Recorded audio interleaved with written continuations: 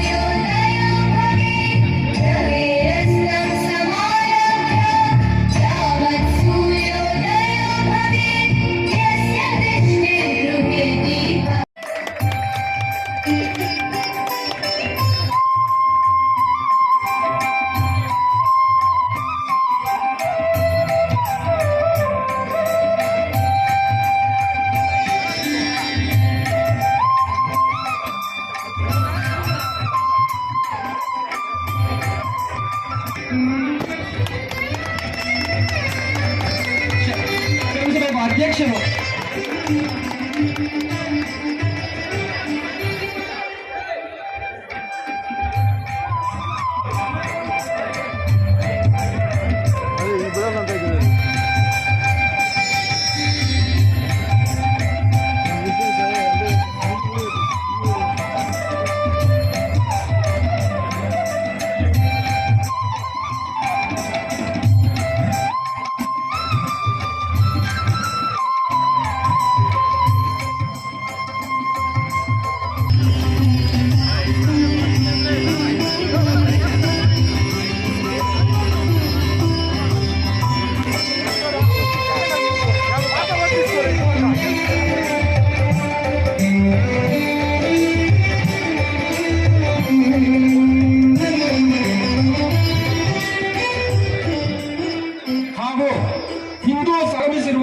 ಸಮಸ್ತ ಹಿಂದೂ ಬಾಂಧವರಿಗೂ ಹಾಗೂ ಪತ್ರಕರ್ತ ಮಿತ್ರರಿಗೂ ಆತ್ಮೀಯ ಸ್ವಾಗತವನ್ನು ಕೋರುತ್ತೇವೆ. ಜೈ ಹಿಂದ್.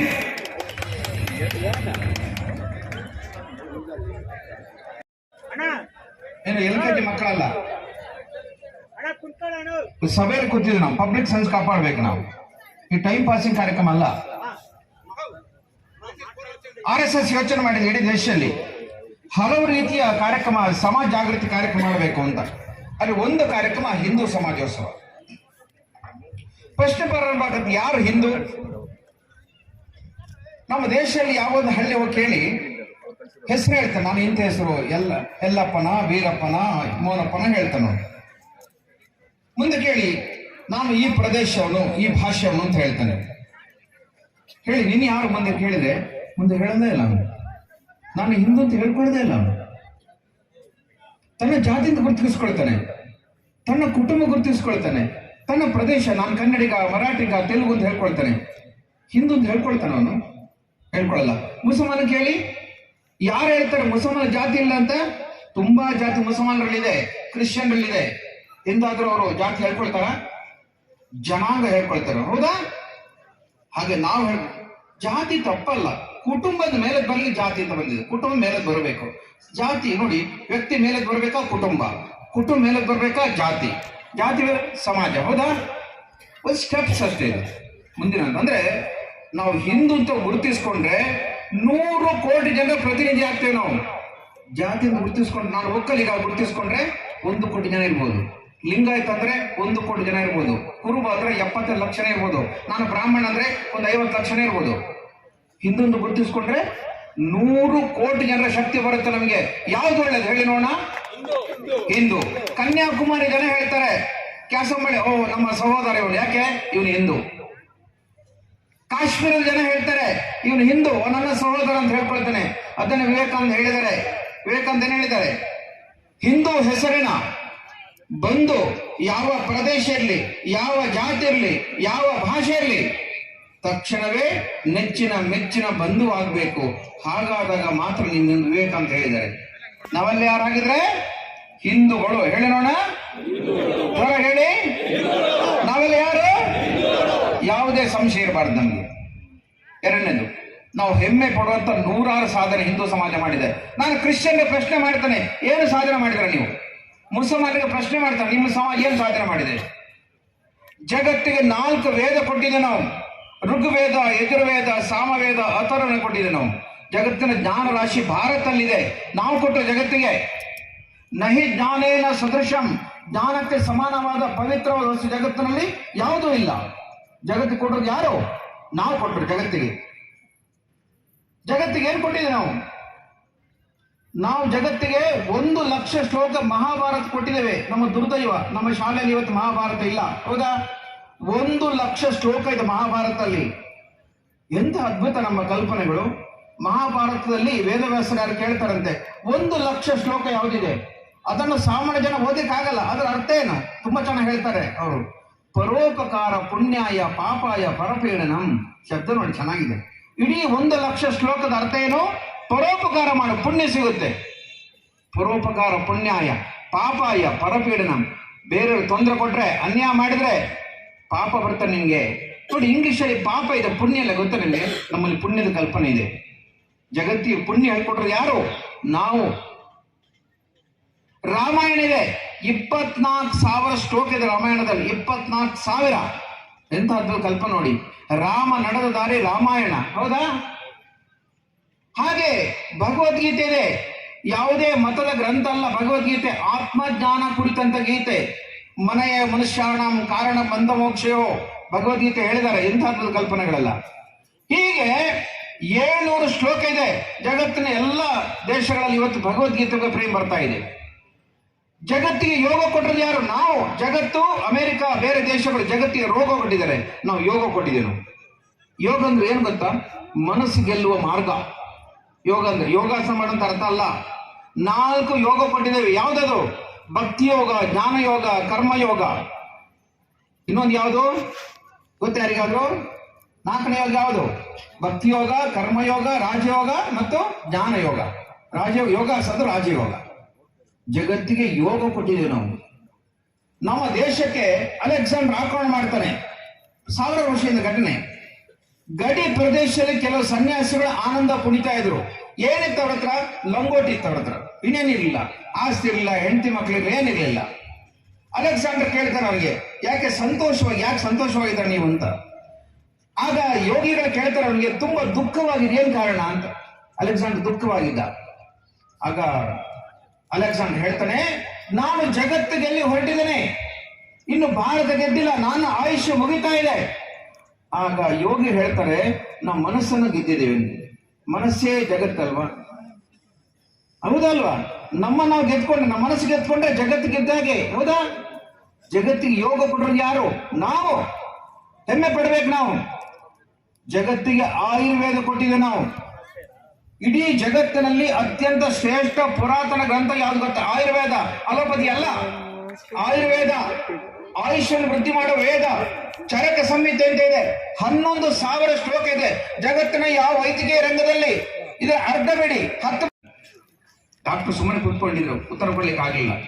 ಅವ್ರಿಗೊಬ್ಬರು ಸಲಹೆ ಕೊಟ್ಟರು. ಮಂಗಳೂರು ಡಾಕ್ಟರ್ ಸಲಹೆ ಕೊಟ್ಟದೇನು ಗೊತ್ತಾ? ಬಹಳ ಪ್ರಸಿದ್ಧ ಸಸ್ಯ ವಿಜ್ಞಾನಿ. ಗರಿಕೆ ರಸ ತಗೊಳ್ಳಿ. ಗರಿಕೆ ಗೊತ್ತಲ್ಲ ನಿಮ್ಗೆ? ಗಣಪತಿ. ನಿಮ್ಗೆ ಆಶ್ಚರ್ಯ ಗೊತ್ತಾ?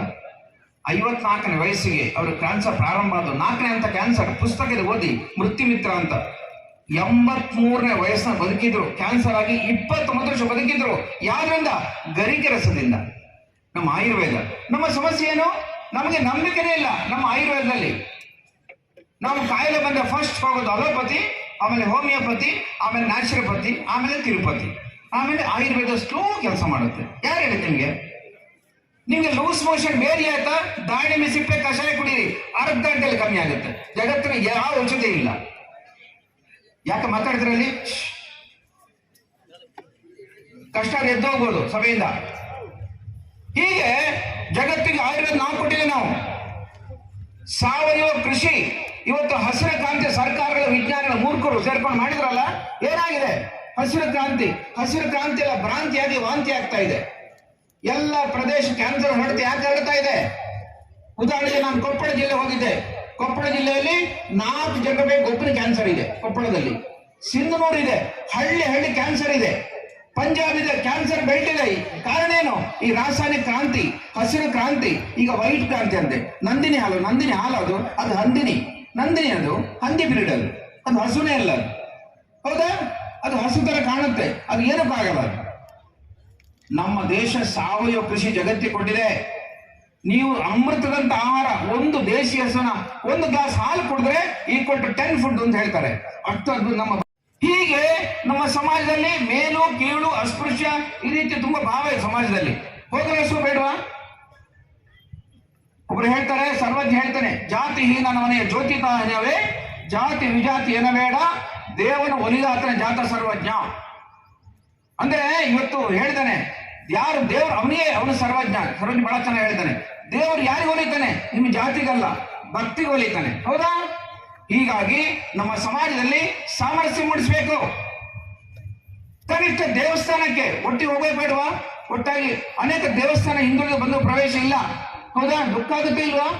ಸ್ವರಾಜ್ಯ 78 ವರ್ಷ ಆಯ್ತು, ಇನ್ನು ಅಸ್ಪೃಶ್ಯತೆ ಇಲ್ವಾ ಮನೆಗಳಲ್ಲಿ? ಸಾರ್ವಜನಿಕ ನಲ್ಲಿಗಳಲ್ಲಿ ಪ್ರವೇಶ ಇದೆಯಾ? ಸ್ಮಶಾನದಲ್ಲಿ ಜಾತಿ ಭೇದ ಇದೆ. ಹೌದಾ? ಎಷ್ಟು ಮಟ್ಟಿಗೆ ಸಮಾಜ ಆಗಿದೆ ಅಂದ್ರೆ ಸ್ವಾಮಿಗಳು ಜಾತಿಗೆ ಸೀಮೆ ಮಾಡಿದ್ರು, ಸ್ವಾಮಿಗಳನ್ನೇ ದೇವರನ್ನೇ ಜಾತಿ ಸೀಮೆ. ಹೌದಾ? ಇಂಥ ಜಾತಿ ಇಂಥ ದೇವರು ಅಂತ. ಹೌದಾ? ಹೀಗಾಗಿ ಜಾತಿ ತಪ್ಪಲ್ಲ, ಜಾತೀಯತೆ ತಪ್ಪು. ಪ್ರಕೃತಿಯಲ್ಲಿ ಎಷ್ಟು ಮರಗಳಿದೆ? ಆಲದ ಮರ ಇದೆ, ಬೇವಿನ ಮರ ಇದೆ, ಶ್ರೀಗಂಧ ಮರ ಇದೆ, ಎಷ್ಟು ತರ ಗಿಡಗಳು, ತುಳಸಿ ಗಿಡ ಇದೆ, ಅಮೃತ ಬಳ್ಳಿ ಇದೆ. ಜಗಳ ನೋಡಿದ್ರಾ? ಸಾಮರಸ್ಯ ನೋಡಿದ್ರಾ? ಎಂದಾದ್ರೂ ತುಳಸಿ ಗಿಡ ಮತ್ತು ಅಮೃತ ಬಳ್ಳಿ ಜಗಳ ನೋಡಿದ್ರ ನೀವು? ನಕ್ಷತ್ರಗಳಿವೆ, ಚಂದ್ರ ಇದೆ, ಸೂರ್ಯ ಇದೆ, ನದಿಗಳಿದೆ, ಜಗಳ ನೋಡಿದ್ರಾ? ಜಗಳ ನೋಡಿಲ್ಲ ನಾವು. ಪ್ರಕೃತಿಯಲ್ಲಿ ಸಾಮರಸ್ಯ ಇದೆ, ಪ್ರಕೃತಿಯಲ್ಲಿ ಸಂಘರ್ಷ ಇಲ್ಲ. ಪ್ರಾಣಿಗಳು ಬೇಟೆಯಾಡಿದ್ರೆ ಆಹಾರಕ್ಕೋಸ್ಕರ ಮಾತ್ರ, ಆಮೇಲೆ ಅದು ಬೇಟೆಯಾಡಲ್ಲ. ಹೌದಾ? ಪ್ರಕೃತಿಯಲ್ಲಿ ಸಂಘರ್ಷ ಇಲ್ಲ, ಪ್ರಕೃತಿಯಲ್ಲಿ ಸಾಮರಸ್ಯ ಇದೆ. ಅದಕ್ಕೋಸ್ಕರ ನಮ್ಮ ಸಮಾಜದಲ್ಲಿ ಏನ್ ಬರಬೇಕು? ಸಾಮರಸ್ಯ ಬರಬೇಕು. ಸಾಮರಸ್ಯದ ನಮ್ಮ ಯುಗಕ್ಕೆ ನಿಮಗೆ ಸ್ವಾಗತ. ಹೀಗಾಗಿ ಜಾತಿ, ನಿಮ್ಮ ಮತಪಂಥಗಳ ಮನೇಲಿ ಇಟ್ಕೊಳ್ಳಿ, ನಿಮ್ಮ ಲಿಂಗ ಜನರ ಮನೆ ಇಟ್ಕೊಳ್ಳಿ. ಸಮಾಜವಾಗಿ ಬದುಕಬೇಕು ನಾವು. ಮುಸಲ್ಮಾನ ಗೊತ್ತು ನಾವು ಹಿಂದೂ ಅಂತ ಹೇಳ್ಕೊಳ್ತಾನೆ, ನಿಮ್ಮನ್ನ ಜಾತಿಯನ್ನು ಗುರುತಿಸಿಕೊಳ್ಳಲ್ಲ ಅವನು. ಹೌದಾ? ಕ್ರಿಶ್ಚಿಯನ್ ಹೇಳ್ತಾರೆ ನೀವೆಲ್ಲ ಹಿಂದೂಗಳೇ, ಯಾವ ಜಾತಿ ಪರವಾಗಿಲ್ಲ ಹಿಂದೂಗಳೇ ಅಂತ ಹೇಳ್ಕೊಳ್ತಾರೆ. ನಮ್ಗೆ ಗೊತ್ತಿಲ್ಲ ಅಷ್ಟೇ. ಹೀಗಾಗಿ ನಮ್ಮ ಸಮಾಜ ಸಾಮರಸ್ಯ ಮೂಡಿಸಬೇಕು. ಎರಡನೇದು ಕುಟುಂಬ ಪ್ರಬೋಧನ. ನಮ್ಮ ಕುಟುಂಬ ಏನಾಗ್ತಾ ಇದೆ? ಹಿಂದೆ ನಮ್ಮ ದೇಶದಲ್ಲಿ ಆಶೀರ್ವಾದ ಮಾಡ್ತಾ ಇದ್ರು ಮದುವೆ ಮನೆಯಲ್ಲಿ, ಅಷ್ಟಪುತ್ರೋಭವ, 8 ಜನ ಮಕ್ಕಳು ಇರ್ಲಿ. ಈಗ ಆಶೀರ್ವಾದ ಮಾಡಿದ್ರೆ ಹಾರ್ಟ್ ಅಟ್ಯಾಕ್ ಆಗುತ್ತೆ ಹುಡುಗಿಗೆ, ಸತ್ತೋಗ್ತಾಳೆ. ಆಮೇಲೆ ಏನಾಯ್ತು? ಆರ್ತಿಗೊಬ್ಬರು, ಕೀರ್ತಿಗೊಬ್ಬರು, ದೇಶಕ್ಕೊಬ್ಬರು ಅಂತ ಆಯ್ತು. ಆಮೇಲೆ ನಾವಿಬ್ಬರು ನಮಗಿಬ್ಬರು ಅಂತ ಆಯ್ತು. ಆಮೇಲೆ ಮನೆಗೊಂದು ಮಗು, ಮನೆ ತುಂಬಾ ನಗು. ಚೈನಾ ನೋಡಿ ನಗ್ಬೇಕು ನೀವು, ಚೈನಾ ಮುದುಕರ ದೇಶ ಆಗಿದೆ. ಈಗ ಇನ್ನು ಮುಂದೆ ಬಂದಿದೆ, ನನಗೆ ನಾನೇ, ನಿನಗೆ ನೀನೇ, ಯಾರು ಬೇಡ. ಬೆಂಗಳೂರು ಮನೆಗೆ ಹೋಗಿದ್ದೆ ನಾನು, ಎಜುಕೇಟೆಡ್ ಇಡಿಯಟ್ಸ್ ಅಂತ ಕರೀತಾನೆ ಜವಾಬ್ದಾರಿಯಿಂದ. ಒಬ್ಬಳು ಡೈವರ್ಸ್ ಕೇಸ್ ಆಯ್ತು ಮನೆಯಲ್ಲಿ. ಗೊತ್ತಾ? ಯಾಕೆ ಗೊತ್ತಾ? ಮದುವೆ ಆದ್ಮೇಲೆ ಮಗು ಬೇಡ ನನಗೆ ಅಂತ. ಯಾವ ಪುರುಷಾತ್ ಮದುವೆ ಆಗಿದೆ ನೀನು? ಯೋಗ್ಯ ಸಂತಾನ ಸಿಗದಿದ್ರೆ ಮೋಕ್ಷ ಸಿಗಲ್ಲ ನಿನ್ಗೆ. ಹೌದಾ? ತಾಯಿಗೆ ಮಕ್ಕಳು ಬೇಡ, ಏನೇ ವಸ್ತು ಬೇಕು ನನಗೆ, ಟಿವಿ ಬೇಕಾ, ಮೊಬೈಲ್ ಬೇಕಾ ನನಗೆ? ಯಾವ ಜನಾಂಗ 2.3% ಏರಲ್ಲ, ಆ ಜನಾಂಗ ನಾಶ ಆಗುತ್ತೆ. ಹಿಂದೂ ಜನಾಂಗ ಇವತ್ತು 1.85% ಏರ್ತಾ ಇದೆ, ನಾಶ ಆಗುತ್ತೆ ಜನಾಂಗ. ಹೀಗೆ ನಮ್ಮ ಮನೆ ಮಕ್ಕಳ ಸಂಖ್ಯೆ ಬೇಡವಾ? ಯೋಚನೆ ಮಾಡಿ ನೀವು. ಇವತ್ತು ಅಮೆರಿಕ ಸಮಸ್ಯೆ ಏನು ಗೊತ್ತಾ? ನಮ್ಮ ದೇಶ ಅನೇಕ ದಾಳಿಗಳಿರ್ಬೋದು, ದಬ್ಬಾಳಿಕೆ ಇರ್ಬೋದು, ಅಥವಾ ಆಕ್ರಮಣಗಳಿಗೆ ತುತ್ತಾಗಿದ್ರೂ ಸಹ ಗಟ್ಟಿಯಾಗಿ ನಿಂತಿದೆ. ಆದರೆ ಅದೇ ಬೇರೆ ದೇಶಗಳು, ದಾಳಿಗೊಳಗಾದಂಥ ದೇಶಗಳು ಮತಾಂತರಗೊಂಡಿವೆ. ಹಾಗೇನೆ ಕೆಲವು ದೇಶಗಳು ದುಡ್ಡಿನ ವಿಷಯಕ್ಕಿರ್ಬೋದು ಅಥವಾ ಬೇರೆ ಬೇರೆ ಕಾರಣಗಳಿಗೆ ಮತಾಂತರಗೊಂಡಿದೆ. ಆದರೆ ನಮ್ಮ ದೇಶ ಮಾತ್ರ ಸುಮಾರು 1500 ವರ್ಷಗಳ ಕಾಲ ದಾಳಿಗೊಳಗಾದ್ರು. ಬೇರೆ ದೇಶಗಳು 10 ವರ್ಷ ಇರ್ಬೋದು, 20 ಇರ್ಬೋದು, ಅಥವಾ ಮ್ಯಾಕ್ಸಿಮಮ್ ಅಂದ್ರೆ 100 ವರ್ಷಗಳ ಕಾಲ ದಾಳಿಗೊಳಪಟ್ಟಿರೋವಂಥದ್ದು. ಆದರೆ ನಮ್ಮ ದೇಶ 5ನೇ ಶತಮಾನದಲ್ಲಿ ಗ್ರೀಕರ ರಾಜರಾದಂಥ ಶ್ರೀ ಅಲೆಕ್ಸಾಂಡರ್ ಅವರನ್ನ ಮೊದಲುಗೊಂಡು ಮೊಘಲರು, ಹಾಗೇನೆ ಘೋರಿ, ಗಜ್ನಿ, ಡಚ್ಚರು, ಬ್ರಿಟಿಷರ ತನಕ ನಮ್ಮ ಭಾರತ ದಾಳಿಗೊಳಗಾಗಿರುವಂಥದ್ದು. ಆದರೂ ಸಹ ನಮ್ಮ ಭಾರತವಾಗಿಯೇ ಉಳಿದಿರೋದಕ್ಕೆ ಕಾರಣ ಏನು ಅಂತ ಹೇಳಿದ್ರೆ, ನಾವು ಪಾಲಿಸುವಂತ ನಮ್ಮ ಸನಾತನ ಹಿಂದೂ ಧರ್ಮ. ನಾವು ಯಾವುದೇ ಕಾರಣಕ್ಕೂ ಮತಾಂತರಗೊಳ್ಳದೆ, ಮೊಘಲರ ಒಂದು ಆಳ್ವಿಕೆ ಇರ್ಬೋದು ಅಥವಾ ಬ್ರಿಟಿಷರ ಒಂದು ಆಳ್ವಿಕೆ ಇರಬಹುದು, ಅಂತ ಸಂದರ್ಭದಲ್ಲೂ ಸಹ ನಾವು ಮತಾಂತರಗೊಳ್ಳದೆ ನಮ್ಮತನವನ್ನು ನಾವು ಉಳಿಸ್ಕೊಂಡಿರುವಂಥದ್ದು ಕೇವಲ ನಾವು ಏನು ಪಾಲಿಸ್ತಾ ಇದ್ದೀವಿ ನಮ್ಮ ಸನಾತನ ಹಿಂದೂ ಧರ್ಮದ ಕಾರಣಕ್ಕಾಗಿ.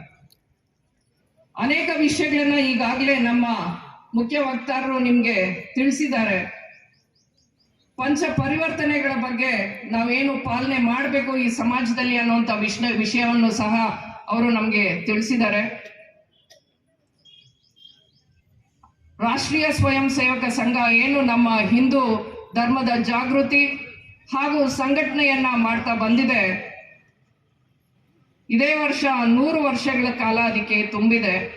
ಈ ಒಂದು ಕಾರಣಕ್ಕೆ ಇಡೀ ದೇಶದಲ್ಲಿ ನಗರ ಪ್ರದೇಶಗಳಲ್ಲಿ ಹಾಗೇನೆ ಪಟ್ಟಣಗಳಲ್ಲಿ ಹಾಗೂ ಈ ರೀತಿಯ ಒಂದು ಹೋಬಳಿ ಮಟ್ಟದಲ್ಲೂ ಸಹ ಹಿಂದೂ ಸಮಾಜೋತ್ಸವಗಳನ್ನ, ಹಿಂದೂಗಳನ್ನ ಜಾಗೃತಗೊಳಿಸೋದಿಕ್ಕೆ ಕಾರ್ಯಕ್ರಮಗಳನ್ನ ಆಯೋಜನೆ ಮಾಡ್ತಾ ಬಂದಿದೆ. ಈ ಒಂದು ಕಾರ್ಯಕ್ರಮವನ್ನ ಕ್ಯಾಸಂಬಳ್ಳಿಯಲ್ಲಿ ತುಂಬಾನೇ ವಿಜೃಂಭಣೆಯಿಂದ ಆಯೋಜನೆ ಮಾಡಿದ್ದೀರಿ. ಆಯೋಜನೆ ಮಾಡಿರುವಂತ ಎಲ್ಲ ಆಯೋಜಕರಿಗೂ ನಾನು ಅಭಿನಂದನೆಗಳನ್ನ ತಿಳಿಸೋದಿಕ್ಕೆ ಇಷ್ಟಪಡ್ತೀನಿ.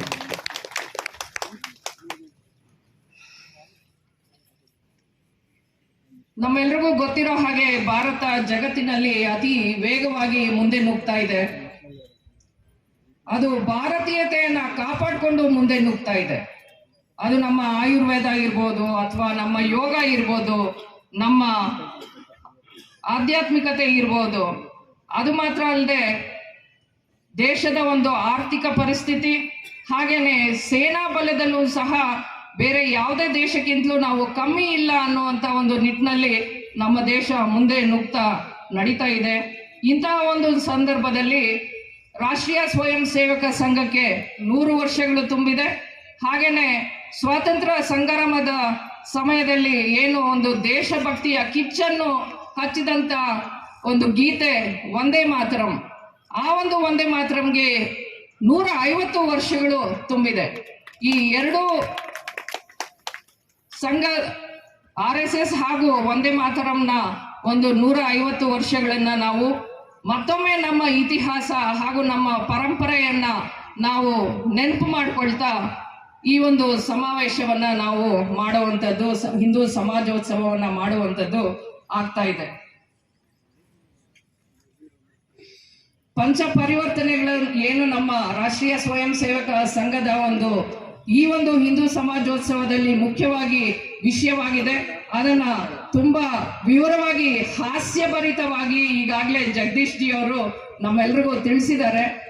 ಒಂದು ಮಹಿಳೆಯಾಗಿ ಸಮಾಜದಲ್ಲಿ ಜವಾಬ್ದಾರಿ ಇರುವಂತ ನಾನು ಹಿರಿಯರ ಒಂದು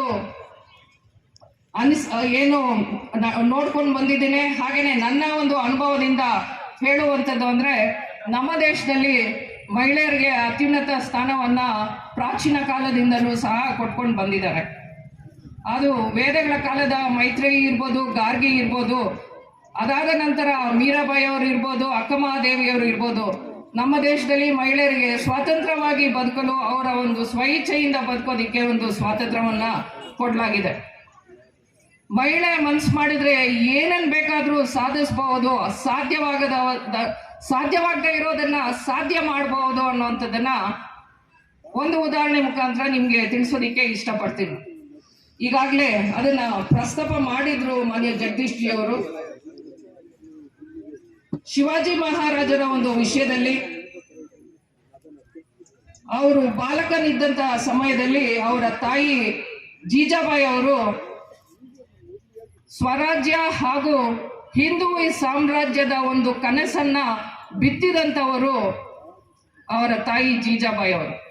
ಅದಾದ ನಂತರ ಏನಾಯ್ತು ಅನ್ನುವಂಥದ್ದನ್ನ ಹಿಸ್ಟ್ರಿ ನಮ್ಮೆಲ್ರಿಗೂ ಇತಿಹಾಸ ಗೊತ್ತಿದೆ, ಮೊಘಲರನ್ನ ಹೇಗೆ ಅವರು ಓಡಿಸಿದ್ರು ಅನ್ನುವಂಥದ್ದು.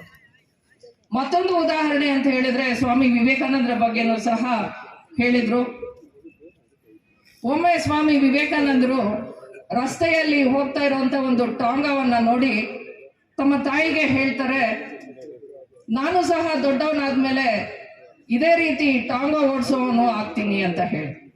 ಆಗ ಅವ್ರ ತಾಯಿ ಹೇಳ್ತಾರೆ, ಆಗ್ಲಿ ನೀನು ಟಾಂಗಾ ಓಡಿಸೋ ಅಂತವನೇ ಆಗು, ಆದ್ರೆ ಇಲ್ಲಿ ಇರುವಂತ ಶ್ರೀಕೃಷ್ಣನ ಒಂದು ಫೋಟೋ ನೋಡು ನೀನು.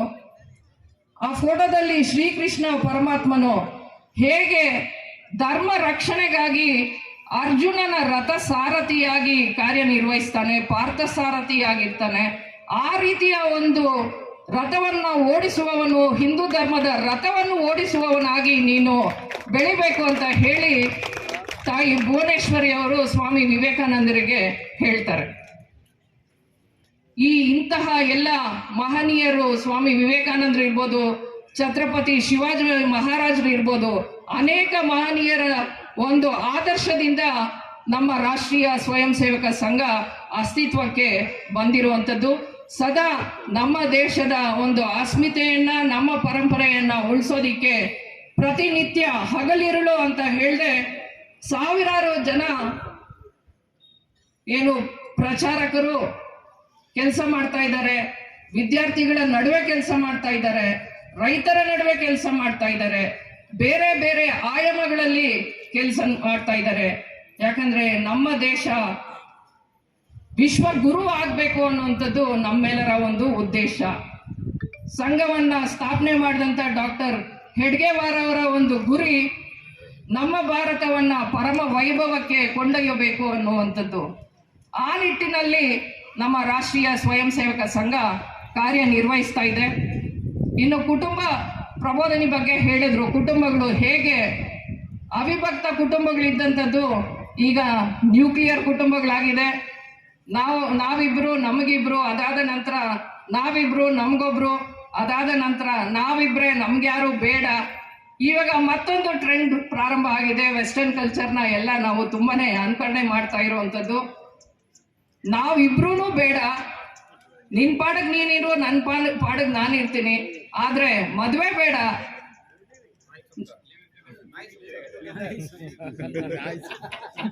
ಜವಾಬ್ದಾರಿ ಹೊತ್ಕೊಳ್ಳೋ ಅಂತದ್ದು ಬೇಡ. ಲಿವಿಂಗ್ ಟುಗೆದರ್ ಅನ್ನುವಂತ ಸಂಸ್ಕೃತಿ ಒಂದು ದೊಡ್ಡ ಪಿಡುಗಾಗಿ ನಮ್ಗೆ ಈಗ ಕಾಡ್ತಾ ಇದೆ. ಹೇಳ್ತಾ ಇದ್ದಾರೆ ಅಲ್ಲಿ ಜಗದೀಶ್ ಜಿ ಅವರು, ಅದು ಸಂಸ್ಕೃತಿ ಅಲ್ಲ, ಅದು ವಿಕೃತಿ ಅಂತ ಹೇಳಿ.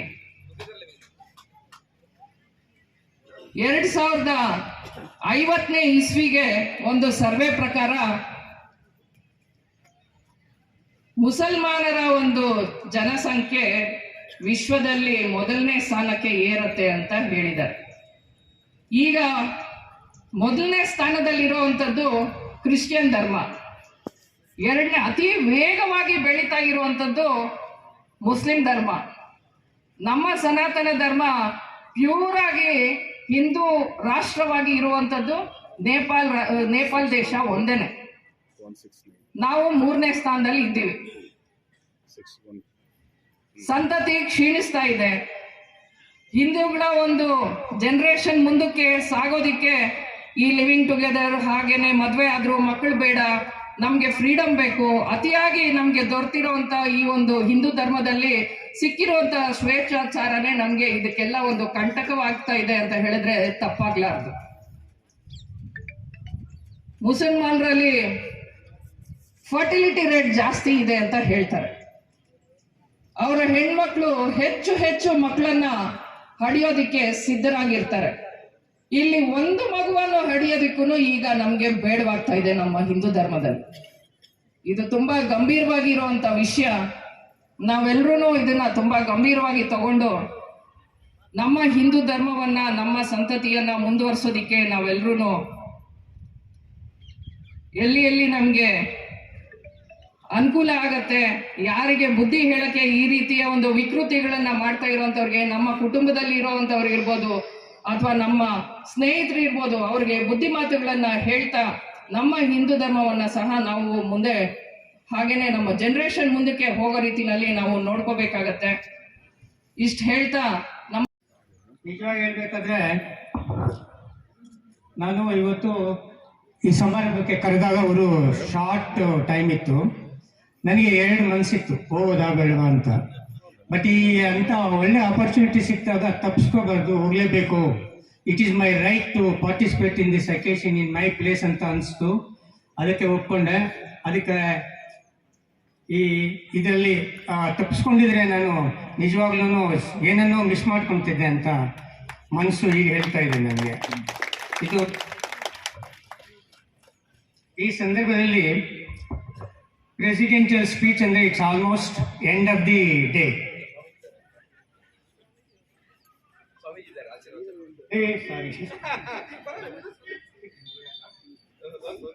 Sorry I am sorry about it. ಸ್ವಾಮೀಜಿಯವರ ಪ್ರವಚನ ಇದೆ. ಎಲ್ಲ ಭಾಷಣಗಳಿಗಿಂತ ಪ್ರವಚನ ತುಂಬಾ ಮುಖ್ಯದ್ದು. ಯಾಕಂತಂದ್ರೆ ಎಲ್ಲ ಫಂಕ್ಷನ್ಗಳಲ್ಲಿ ಟೇಕ್ ಹೋಮ್ ಮೆಸೇಜ್ ಅಂತ ಒಂದಿರುತ್ತೆ. ಆ ಟೇಕ್ ಹೋಮ್ ಮೆಸೇಜ್ ಅನ್ನ ನಮ್ಗೆ ಕೊಡುವಂತವರು ಸ್ವಾಮೀಜಿಗಳು. ಆ ಟೇಕ್ ಹೋಮ್ ಮೆಸೇಜ್ ಅಲ್ಲಿ ಅವ್ರ ಪ್ರವಚನ ಇರುತ್ತೆ. ಅದರ ಆ ಸಾರಾಂಶಗಳನ್ನು ನಾವು ತಿಳ್ಕೊಂಡು ನಮ್ಮ ಲೈಫ್ನಲ್ಲಿ ಅಳವಡಿಸ್ಕೊಂಡ್ರೆ ಒಳ್ಳೇದು ಅಂತ ಅನ್ಸೋದು ಅವರು ಪ್ರವಚನ ಕೊಟ್ಮೇಲೆ. ಈಗ ಒಂದು ವಿಷಯ, ಈಗ ನನಗೆ ಮಾತಾಡಲು ಬಾಯೇ ಬರ್ತಾ ಇಲ್ಲ. ಯಾಕಂತಂದ್ರೆ ನಾನು ಮಾತಾಡಬೇಕು ಅಂತ ಏನು ವಿಷಯನೂ ಯಾರು ನನಗೆ ಬಿಟ್ಟೇ ಇಲ್ಲ. ಆ ಲೆಕ್ಕ ನೋಡಿದ್ರೆ ನಮ್ಮ ಸ್ವಾಮೀಜಿ ಜಗದೀಶ್ ಅವ್ರು ಮಾತಾಡಿದ್ರು, ಅವ್ರು ಏನೂ ಬಿಟ್ಟೇ ಇಲ್ಲ ನನಗೆ. ಒಂದು ಮಾತು ಸ್ಪೇಸೇ ಬಿಟ್ಟಿಲ್ಲ ನಾನು ಮಾತಾಡೋದಕ್ಕೆ. ಅವರೇನು ಸ್ಟ್ಯಾಟಿಸ್ಟಿಕ್ಸ್ ಬಗ್ಗೆ ಮಾತಾಡಿದ್ರು, ಎಕನಾಮಿಕ್ಸ್ ಬಗ್ಗೆ ಮಾತಾಡಿದ್ರು, ಸಮಾಜ ಕುಂದುಕೊರತೆಗಳ ಬಗ್ಗೆ ಮಾತಾಡಿದ್ರು, ಯೋಗದ ಬಗ್ಗೆ ಮಾತಾಡಿದ್ರು, ಮರಗಿಡಗಳ ಬಗ್ಗೆ ಮಾತಾಡಿದ್ರು, ಎಲ್ಲದ್ರ ಬಗ್ಗೆ ಮಾತಾಡಿದ್ರು, ದನಕರುಗಳ ಬಗ್ಗೆ ಮಾತಾಡಿದ್ರು, ಜಾತಿ ಪದ್ಧತಿ ಬಗ್ಗೆ ಮಾತಾಡಿದ್ರು, ಮಂದಿರ ಮಂಟಪಗಳ ಬಗ್ಗೆನೂ ಮಾತಾಡಿದ್ರು. ಇದೆಲ್ಲ ಕೇಳಿದ ಮೇಲೆ I am very honestly telling, ನನಗೆ ಜ್ಞಾನೋದಯನ ಆಗಿದೆ ಅನ್ಸುತ್ತೆ. ಸೊ ಇಂಥ ಸಮಾರಂಭಗಳನ್ನು ಯಾವತ್ತೂ ಮಿಸ್ ಮಾಡಲ್ಲ ಅಂತ ಡಿಸೈಡ್ ಮಾಡ್ಕೊಂಡಿದ್ದೀನಿ. 8ನೇ ತಾರೀಕು ಇದೇ ಥರ ಒಂದು ಸಂಬಂಧ ರಾಬರ್ಟ್ಸನ್ ಪೇಟೆ KGF ಅಲ್ಲಿ ನಡೀತಿದೆ. ಅಲ್ಲಿಗೂ ನಾನು ಪ್ರೆಸಿಡೆಂಟ್ ಅಂತ ಮಾಡಿದ್ದಾರೆ. ನಾನು ಬಹು ಉತ್ಸಾಹದಿಂದ ಅಲ್ಲಿ ಹೋಗೋಕೆ ಯೋಚನೆ ಮಾಡ್ತಾ ಇದ್ದೀನಿ.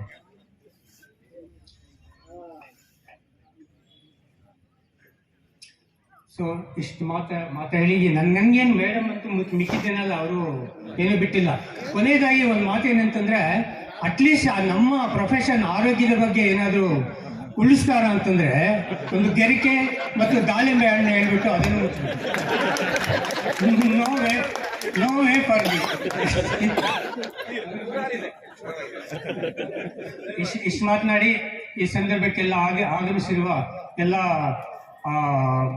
ಹೆಣ್ಣು ಮಕ್ಕಳು, ಅಣ್ಣ ತಮ್ಮಂದಿರು, ಅಕ್ಕ ತಂಗಿಂದಿರು ಎಲ್ಲರಿಗೂ ಕೃತಜ್ಞತೆ ಹೇಳ್ತಾ, ನಾನು ಹೇಳಿದ 4 ಮಾತನ್ನು ಪೇಷನ್ಸ್ ಇಂದ ಕೇಳಿಸ್ಕೊಂಡ ನಿಮ್ಗೆಲ್ಲರಿಗೂ ಥ್ಯಾಂಕ್ಸ್ ಹೇಳ್ತಾ ನಾನು 4 ಮಾತುಗಳನ್ನು ಕ್ಯಾಸಂಬಳ್ಳಿ ಹೋಬಳಿಯ ಮಟ್ಟದಲ್ಲಿ ಹಿಂದೂ ಸಮಾಜೋತ್ಸವ ಇವತ್ತೇನು ಕ್ಯಾಸಂಬಲ್ಲಿ ಹೋಬ್ಳಿ ಹೆಡ್ ಕ್ವಾರ್ಟ್ರಲ್ಲಿ ನಡೆದಿರುವ ಹಿಂದೂ ಸಮಾಜೋತ್ಸವಕ್ಕೆ ಎಲ್ಲ ಬಂದಿದ್ದಕ್ಕೆ ಎಲ್ಲ ತುಂಬ ಥ್ಯಾಂಕ್ಸು. ಮತ್ತು ಶೋಭಾಯಾತ್ರೆನೂ ಚೆನ್ನಾಗಿ ನಡೀತು, ಎಲ್ಲ ಜನನೂ ಚೆನ್ನಾಗಿ ಬಂದಿತ್ತು.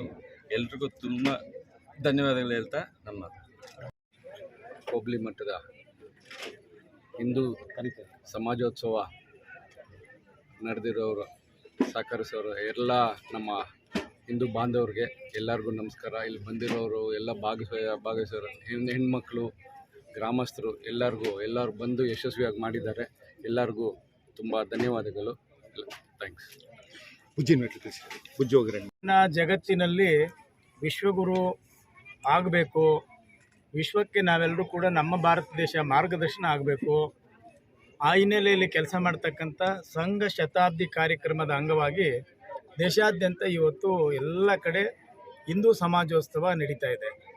ಅದೇ ರೀತಿ ಈ ರಾಜ್ಯದ ಮೊದಲನೆಯ ಮುಖ್ಯಮಂತ್ರಿ ಜನನ ಆದಂಥ ಈ ಗ್ರಾಮದಲ್ಲಿ ನಮ್ಮೆಲ್ಲ ಮುಖಂಡರುಗಳು ಪಕ್ಷಾತೀತವಾಗಿ ಎಲ್ಲರೂ ಸೇರಿ ಇವತ್ತು ಕಾರ್ಯಕ್ರಮವನ್ನು ಭಾಳ ವಿಜೃಂಭಣೆಯಿಂದ ಮಾಡಬೇಕು ಅಂತೇಳಿ ಕಳೆದ 1 ತಿಂಗಳಿಂದ ಸತತ ಪ್ರಯತ್ನದಿಂದ ಇವತ್ತು ಕಾರ್ಯಕ್ರಮ ಭಾಳ ಅದ್ಧೂರಿಯಾಗಿ ನಡೆದಿದೆ. ಇದೆಲ್ಲವೂ ಕೂಡ ನೀವೆಲ್ಲರೂ ಕೂಡ ಕಣ್ಣಾರೆ ನೋಡಿದ್ದೀರಿ. ಇದಕ್ಕೆ ಕಷ್ಟಪಟ್ಟಂಥ ಮತ್ತು ಎಲ್ಲ ಸಂಘಟನೆ ಮಾಡಿದಂಥ ನಮ್ಮೆಲ್ಲ ಮುಖಂಡರುಗಳು, ಉದಾಹರಣೆಗೆ ನಮ್ಮ ಹಿರಿಯರಾದಂಥ ಮುರತ್ಮಣ್ಣವರು, ನಮ್ಮ ಉಜ್ಜಿನಾಯ್ಡು ಅವರು, ನವೀನ್ ರಾಮ್ ಅವರು ಮತ್ತು ವೆಂಕಟರೆಡ್ಡಿಯಣ್ಣವರು, ಬಾಲಕೃಷ್ಣಣ್ಣವರು, ಮತ್ತು ನಮ್ಮ ಗುರುಗಳಾದಂಥ ರವಿರೆಡ್ಡಿಯವರು ಮತ್ತು ಅನೇಕ ಜನ, ಇದಕ್ಕೆಲ್ಲ ಮುಖಂಡರುಗಳು ಭಾಳ ಶ್ರಮಪಟ್ಟು ಶ್ರದ್ಧೆಯಿಂದ ಈ ಕಾರ್ಯಕ್ರಮ ಮಾಡಿದ್ದಾರೆ. ನೋಡಿದಿರಿ ನೀವೆಲ್ಲ, ಬೆಳಗ್ಗೆಯಿಂದ ಪ್ರಮುಖ ರಸ್ತೆಯಲ್ಲಿ ಶೋಭಾಯಾತ್ರೆಯನ್ನು ಭಾಳ ಖುಷಿಯಾಗಿ ಹಬ್ಬದ ವಾತಾವರಣದಲ್ಲಿ ನಮ್ಮ ಮನೆಯಲ್ಲೇ ಹಬ್ಬ ಆಗಿದೆ, ಅದಕ್ಕೆ ನಾನು ಭಾಳ ಮನಸ್ಪೂರ್ವಕವಾಗಿ ಭಾಗವಹಿಸಿದ್ದೇನೆ ಅನ್ನುವಂಥ ಪ್ರೀತಿಯಿಂದ ಕಾರ್ಯಕ್ರಮ ಆಗಿದೆ. ಈ ಕಾರ್ಯಕ್ರಮ ಹೇಗೆ ಅಂತ ಹೇಳಿದರೆ, ನಾವೆಲ್ಲರೂ ಒಗ್ಗಟ್ಟಾಗಿ ಈ ದೇಶವನ್ನು ಮುಂದಿನ ದಿನಗಳಲ್ಲಿ ಭಾಳ ಗಟ್ಟಿಯಾಗಿ ಕಟ್ಟಬೇಕು, ಜಗತ್ತಿಗೆ ಭಾರತ ಗುರು ಆಗಬೇಕು ಅನ್ನುವಂಥದ್ದು ನಾವೆಲ್ಲರೂ ಕಾರಣಕರ್ತರಾಗಬೇಕು ಅಂತೇಳಿ ಈ ಕಾರ್ಯಕ್ರಮ. ಹಾಗಾಗಿ ಭಾಳ ಯಶಸ್ವಿಯಾಗಿದೆ. ಈ ಕಾರ್ಯಕ್ರಮದಲ್ಲಿ ಭಾಗವಹಿಸಿದಂಥ ಎಲ್ಲ ತಾಯಂದರಿಗೆ, ಹಿರಿಯರಿಗೆ, ಯುವಕರಿಗೆ ಮತ್ತು ಎಲ್ಲ ಹಿಂದೂ ಸಮಾಜೋತ್ಸವದ ಬಂಧುಗಳಿಗೆ ಅನಂತ ಕೃತಜ್ಞತೆಗಳನ್ನು ಈ ಸಂದರ್ಭದಲ್ಲಿ ನಾನು ಸಲ್ಲಿಸಲಿಕ್ಕೆ ಬಯಸ್ತೇನೆ. ಹಾಗಾಗಿ ಇನ್ನು ಬರುವ 8ನೇ ತಾರೀಕು ಭಾನುವಾರ ನಮ್ಮ KGF ನಗರದ ಭಾಗದಲ್ಲಿ ಇದೇ ರೀತಿ ಕಾರ್ಯಕ್ರಮ ಅದ್ಧೂರಿಯಾಗಿ ನಡಿಬೇಕು ಅನ್ನುವಂಥ ಸಂಕಲ್ಪ ನಮ್ಮೆಲ್ಲರದು ಇದೆ. ಈ ಕಾರ್ಯಕ್ರಮಕ್ಕೆ ಇಡೀ ಜಿಲ್ಲೆಯಾದ್ಯಂತ ಎಲ್ಲೇ ಕಾರ್ಯಕ್ರಮ ನಡೆದರೂ ಕೂಡ ಎಲ್ಲ ಕೆಲಸವನ್ನು ಬದಿಗೊತ್ತಿ ಹಿಂದೂ ಸಮಾಜೋತ್ಸವ ಯಶಸ್ವಿ ಆಗಬೇಕು, ಈ ಹಿಂದೂಗಳನ್ನು ಒಗ್ಗಟ್ಟು ಮಾಡಬೇಕು, ನಾವೆಲ್ಲರೂ ಕೂಡ ಒಂದಾಗಬೇಕು ಅಂತೇಳಿ ಹಗಲಿರಲು ಕಷ್ಟಪಟ್ಟು ಶ್ರಮವಹಿಸಿ ದುಡಿತಕ್ಕಂಥ ನಮ್ಮ ಸಹೋದರ ಮಾಜಿ ಸಂಸದರಾದಂಥ ಮುನಿಸ್ವಾಮಿಯವರು ಎಲ್ಲ ಕಡೆ ಭಾಗವಹಿಸಿದ್ದಾರೆ. ಅವರ ಶ್ರದ್ಧೆ ಎಲ್ಲ ಕಡೆ ಈಗಾಗಲೇ ನಾನು ಹೇಳೋದಕ್ಕಿಂತ ಎಲ್ಲರೂ ಕೂಡ ಹೇಳ್ತಾ ಇದ್ದಾರೆ. ಭಾನುವಾರನೂ ಕೂಡ ಅಲ್ಲಿ ಭಾಗವಹಿಸಬೇಕಂತೇಳಿ ನಾನು ಕೂಡ ಅವರಿಗೆ ವಿಶೇಷ ಆಹ್ವಾನವನ್ನು ಈ ಸಂದರ್ಭದಲ್ಲಿ ಮಾಡ್ತೇನೆ. ಮತ್ತು ನಮ್ಮ ತಾಲೂಕಿನ ಎಲ್ಲ ಬಂಧುಗಳು ಕೂಡ ಈಗ ಹೆಂಗೆ ಈ ಕಾರ್ಯಕ್ರಮಗಳಲ್ಲಿ ಸುಂದರಪಾಳ್ಯದಲ್ಲಿ ನಿಮ್ಮೆಲ್ಲರ ಒಗ್ಗಟ್ಟಿನ ಪ್ರದರ್ಶನ ಇತ್ತು, ಅದಕ್ಕಿಂತ ಹೆಚ್ಚಾಗಿ KGF ನಗರದಲ್ಲಿ ಮಾಡೋ ಕಾರ್ಯಕ್ರಮಕ್ಕೆ ತಾವೆಲ್ಲರೂ ಬಂದು ಭಾಗವಹಿಸಿ ಆ ಕಾರ್ಯಕ್ರಮ ಯಶಸ್ವಿಗೊಳಿಸಬೇಕಂತೇಳಿ ತಮ್ಮ ಮಾಧ್ಯಮದ ಮೂಲಕ ನಾನು ವಿನಂತಿಯನ್ನು ಮಾಡ್ತೇನೆ.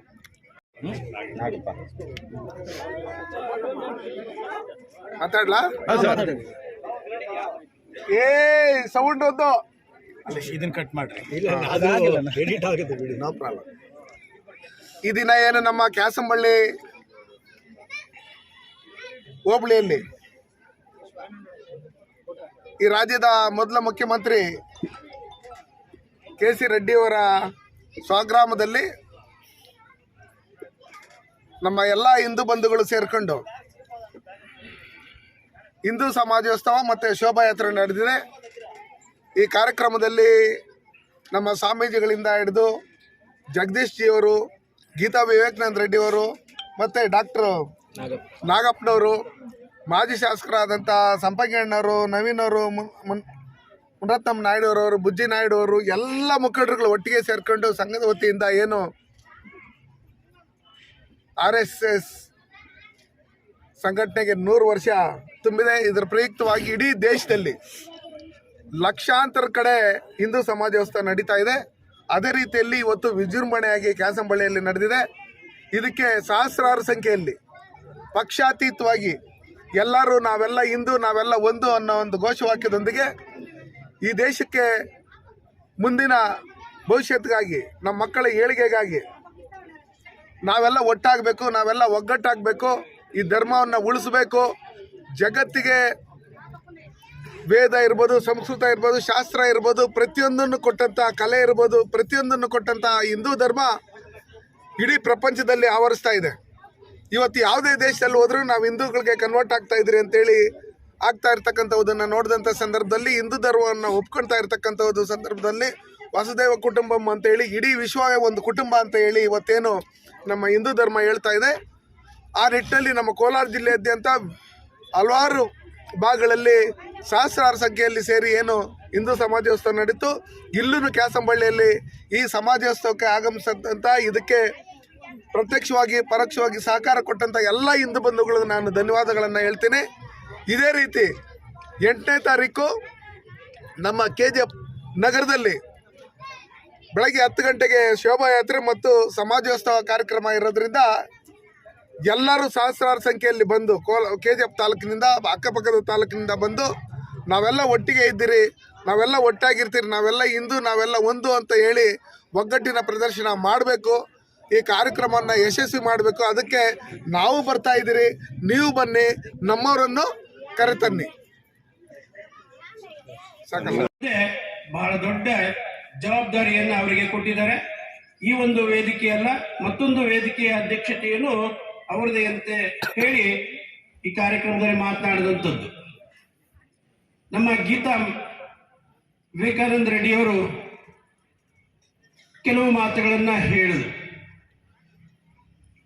ಸಂತತಿಯ ಬಗ್ಗೆ ಮಾತನಾಡಿದ್ರು.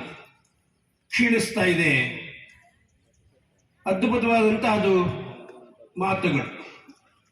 ನಾವು ಏನಾದರೂ ಈ ಸಮಾಜವನ್ನು, ಹಿಂದೂ ರಾಷ್ಟ್ರವನ್ನು ಉಳಿಸ್ಕೊಳ್ಬೇಕು ಅಂತಂದರೆ ಒಂದು ತಂದೆ ತಾಯಿಗೆ 3 ಜನ ಮಕ್ಕಳು ಕಡ್ಡಾಯ ಮಾಡಿಕೊಳ್ಳಲಿಲ್ಲ ಅಂತಂದರೆ ಈ ದೇಶಕ್ಕೆ ಮುಂದೆ ಆಪತ್ತಿದೆ ಅಂತೇಳಿ ಎಚ್ಚರಿಕೆಯ ಗಂಟೆಯನ್ನ ತಾಯಿ ಸಹೋದರಿ ಕೊಟ್ಟಿದ್ದಾರೆ. ಆಮೇಲೆ ನಮ್ಮ ದಿಕ್ಸೂಚಿ ಭಾಷಣಕಾರರು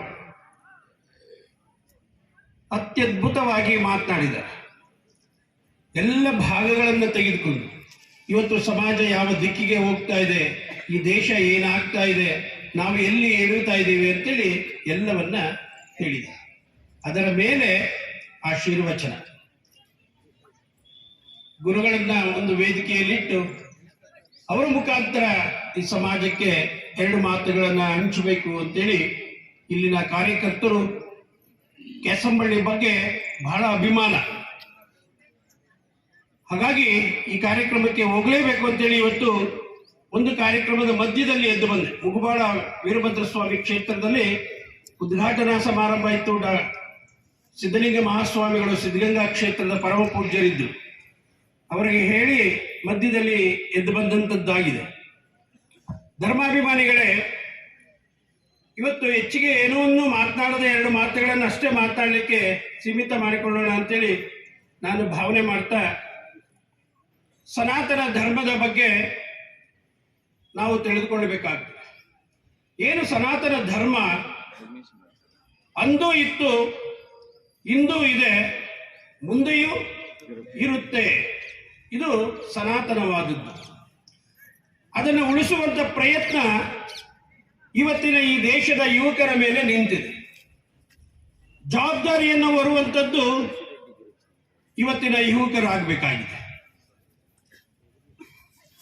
12ನೇ ಶತಮಾನ ಕಾಲಘಟ್ಟ, 16ನೇ ಶತಮಾನಘಟ್ಟ, ಹೀಗೆ ಒಂದೊಂದು ಕಾಲಘಟ್ಟಗಳಲ್ಲಿ ಅನೇಕ ಶರಣರು ಹಿಂದೂ ಧರ್ಮದ ಬಗ್ಗೆ ಹೇಳ್ಕೊಳ್ತಾ ಬಂದಿದ್ದಾರೆ. ಬಹುಶಃ ಜಗದೀಶ್ ಅವರು ಹೇಳಿದರು, ಮತಗಳ ಬೇರೆ, ಧರ್ಮ ಬೇರೆ, ಎಲ್ಲ ಮತಗಳು ಸೇರಿ ಒಂದು ಧರ್ಮ ಅಂತೇಳಿ ನಾವು ಹಿಂದೂ ಧರ್ಮವನ್ನ ಪ್ರತಿಯೊಬ್ಬ ಮನುಷ್ಯ ಭಾರತೀಯನಾದಂಥವನು ಈ ದೇಶದಲ್ಲಿ ಬದುಕುವಂತ ಈ ಭೂಮಿಯ ಮೇಲೆ ಇರುವಂಥವನು, ಅದು ಕ್ರಿಶ್ಚಿಯನ್ ಧರ್ಮದವರೇ ಆಗಿರ್ಬೋದು, ಮುಸಲ್ಮಾನ್ ಮತ ಧರ್ಮದವರೇ ಆಗಿರ್ಬೋದು, ಅಥವಾ ನಮ್ಮಲ್ಲಿ ಇರುವಂಥ ಎಲ್ಲ ಜಾತಿಗಳ ಏನು ಇದೆ ಆ ಎಲ್ಲ ವ್ಯವಸ್ಥೆಗಳನ್ನ ನಮ್ಮ ಕುಟುಂಬಗಳಲ್ಲಿ ಇಟ್ಟುಕೊಳ್ಳಬೇಕು. ನಾವು ಹಿಂದೂ ಅನ್ನೋ ಭಾವನೆಯಲ್ಲಿ ಈ ದೇಶದಲ್ಲಿ ಬದುಕುವಂತ ವ್ಯವಸ್ಥೆ ಆಗಬೇಕು ಅನ್ನೋ ಮಾತನ್ನ ಹೇಳಿದರು. ಇದನ್ನ ಎಲ್ಲರೂ ಪರಿಪಾಲನೆ ಮಾಡಬೇಕು.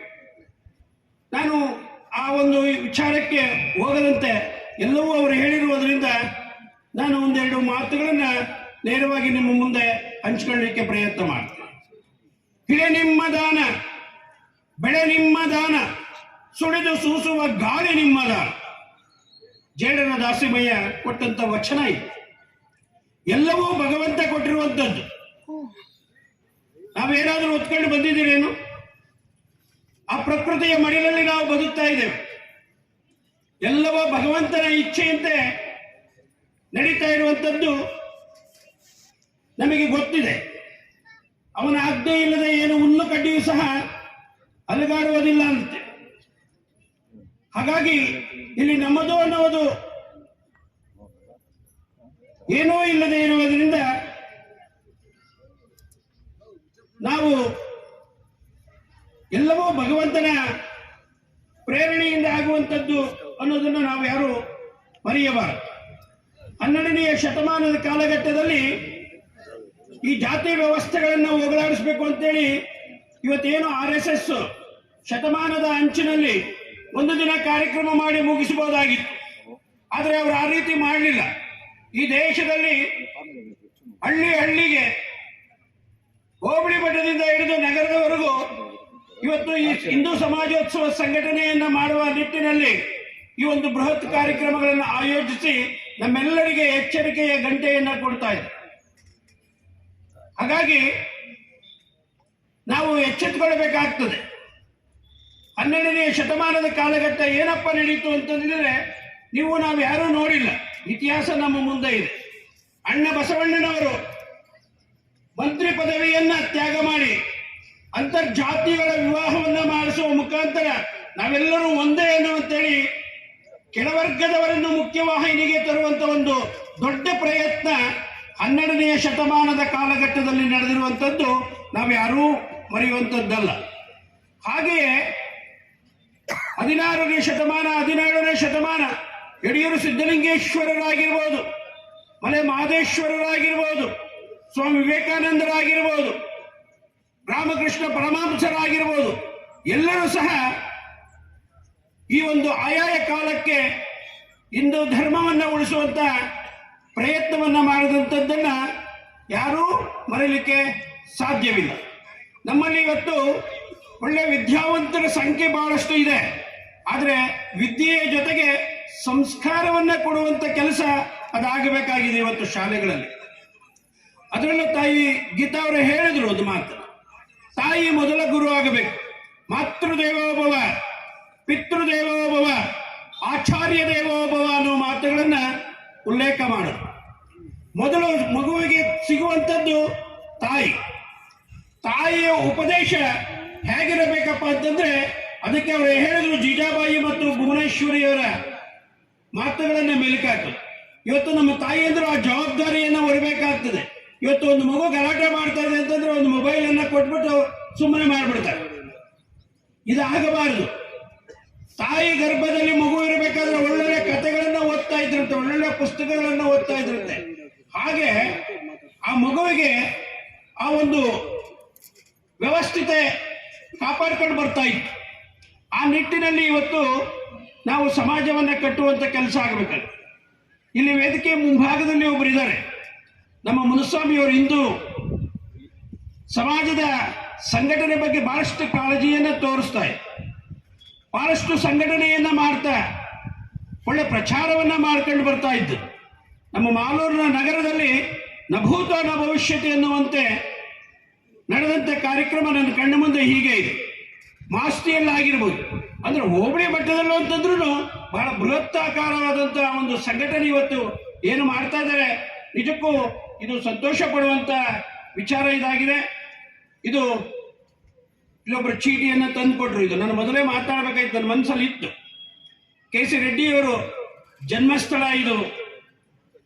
ಅವರು ಈ ರಾಜ್ಯದ ಮೊದಲನೇ ಮುಖ್ಯಮಂತ್ರಿಯಾಗಿ ಕಾರ್ಯವನ್ನು ನಿರ್ವಹಿಸ್ತಾ ಇದ್ದಂತ ಪವಿತ್ರ ಭೂಮಿ ಇದಾಗಿದೆ ಅನ್ನೋ ಮಾತನ್ನ ಈ ಸಂದರ್ಭದಲ್ಲಿ ಅವರು ಚೀಟಿಯನ್ನು ತಂದುಕೊಟ್ರು. ನಾನು ಮಾಡಬೇಕು ಅಂತ ಇತ್ತು ಅಂತವ್ರು. ಹಾಗಾಗಿ ಈ ಒಂದು ಪುಣ್ಯ ಭೂಮಿಯಲ್ಲಿ ಇವತ್ತು ಬಹುದೊಡ್ಡ ಸಂಘಟನೆಯನ್ನ ಮಾಡಿ ಈ ಭಾಗದಲ್ಲಿ ಬಹಳಷ್ಟು ವಿಚಾರವಂತರು, ಅಭಿಮಾನಿಗಳು, ಹಿಂದೂ ಧರ್ಮದ ಬಗ್ಗೆ ಸಂಘಟನೆ ಮಾಡುವಂತ ಯುವಕರು ಬಹಳಷ್ಟು ಇದ್ದಾರೆ. ಇವತ್ತು ಶೋಭಾಯಾತ್ರೆಯನ್ನು ಗಮನಿಸಿದಾಗ ಬಹಳಷ್ಟು ಉತ್ಸಾಹಕರವಾಗಿ ಅವರದೇ ಆದಂತ ರೀತಿಯಲ್ಲಿ ತಮ್ಮನ್ನು ತಾವು ತೊಡಗಿಸಿಕೊಂಡು ಶೋಭಾಯಾತ್ರೆಯನ್ನ ಮಾಡಿ, ಗೋಪೂಜೆಯನ್ನ ಮಾಡಿ, ಕೊನೆ ಕಾಲಘಟ್ಟವನ್ನ ಈ ವೇದಿಕೆಯ ಮುಖಾಂತರ ನಿಮ್ಮೆಲ್ಲರಿಗೂ ಸಂದೇಶವನ್ನ ಕೊಡುವಂತ ಒಂದು ಇದು ಸಂದರ್ಭ ಆಗಿತ್ತು. ಹಾಗಾಗಿ ಸಾಕಷ್ಟು ಸಮಯ, ನಾನು 10 ಗಂಟೆ ಅಂತ ಶೋಭಾಯಾತ್ರೆ ಅಂದ್ರೆ 11:11ವರೆಗೆ ಪ್ರಾರಂಭ ಆಗ್ತದೆ ಅಂತಂದೆ.